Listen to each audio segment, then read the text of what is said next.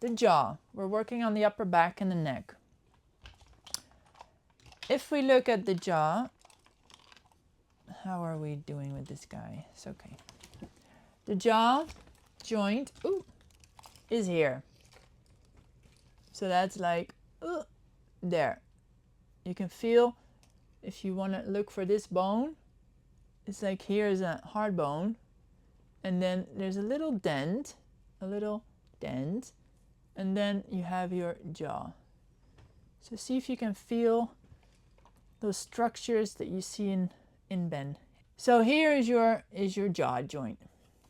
So in order to open your mouth with your lower jaw, you have a lower jaw and an upper jaw, which is lower jaw. This is the jaw joint, so lower bit of the joint. Upper bit is your whole freaking skull. So in order to move the lower jaw, that's fairly easy. You can place your hands a little bit here in that, around that joint, and just kind of like be a fish or a cow or whatever animal you associate this movement with. And just don't force it. Don't be like, make it big, make it small. Just go for the movement, and maybe you'll notice that you might want to yawn, or that your muscles here are like, oh, whoa, what's this? So just make it easy and simple, and just feel that there are structures moving here. So this is one way of opening your mouth using your lower jaw. Then if we move the upper jaw, which is the whole skull, lower jaw, upper jaw is here, and this is all connected to everything above. In order to move the upper bit, that movement actually happens here, because this is the only tilting point there is to move this whole thing up while this stays in place. I mean, this can do it. It's a bit of a bummer, but I have a head, so that's useful. So again, you can place your hands a bit in the base of the skull, in here, where it where you feel like there's a little dent in the middle, and there's like two little dents on the side that you can kind of feel with your hands. So just kind of explore that and feel them, be like, oh yeah, I think I found it, just about. And then you can place your thumbs, if you do it like this, on your lower jaw.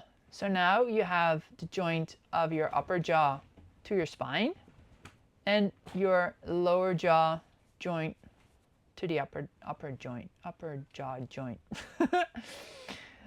So without moving the lower jaw in space, we're going to move the upper jaw only, which is a bit, it's nice to be able to see yourself, because it's very easy, because your lower jaw is what tends to move. Like if I'm talking, it's like always the lower jaw. But we're going to now move from the upper jaw. So really feel that back of your head. I'm even getting confused.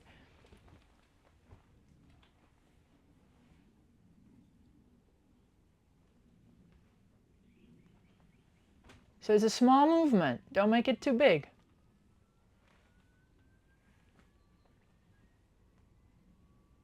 And really focus. Like I'm looking at myself to be able to see what's happening. Because it's so easy to be like, I'm looking up, but I'm also moving my lower jaw. So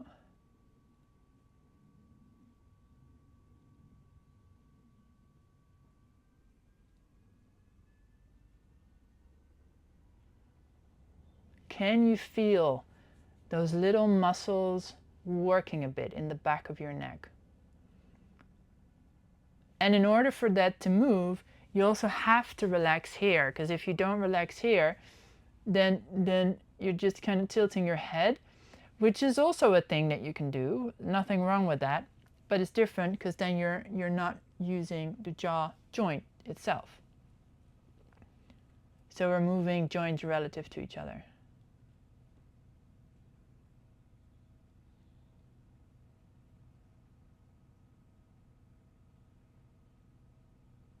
And breathe.